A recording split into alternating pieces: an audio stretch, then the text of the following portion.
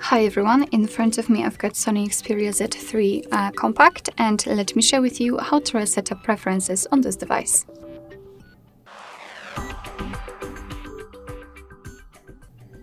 So let's start with opening the settings, and then we have to scroll in order to find the apps. Let's tap on it. Now let's tap on the three dots icon in the right upper corner and tap on Reset Up Preferences.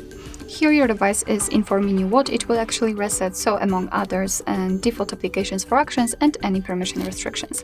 You will not lose any app data, so simply tap on Reset Apps, and basically this is it. So I think it was that one.